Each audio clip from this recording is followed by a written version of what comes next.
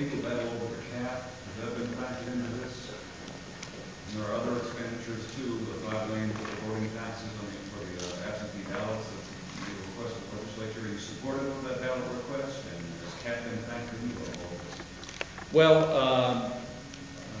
as you know, the court ruling regarding the tax cap tax could have a very, very significant budget impact, estimated to be as much as $188 million per year. So that is going to be determined by the courts. We certainly will be looking for a positive outcome. If we do not get a positive outcome, then that will further complicate our budget problems.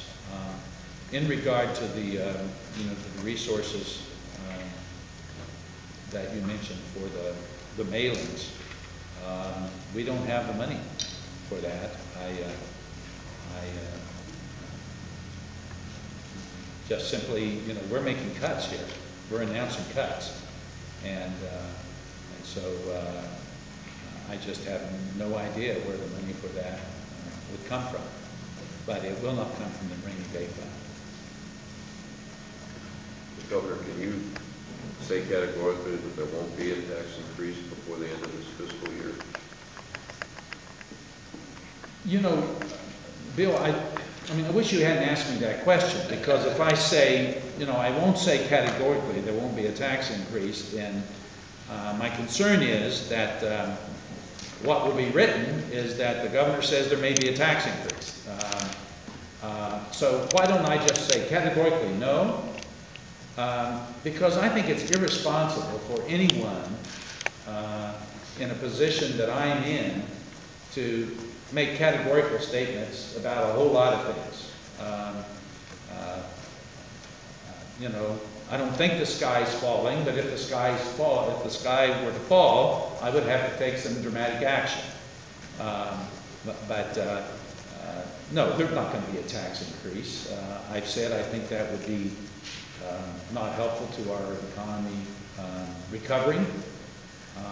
And we will do, as I have done today, continue to make difficult but responsible decisions in the way we are dealing with these matters.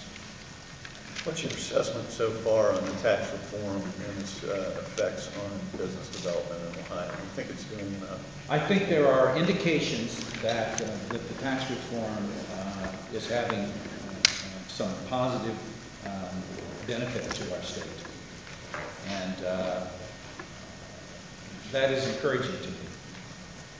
I think Ohio is increasingly seen as a state that is interested in investment and willing to work to compete.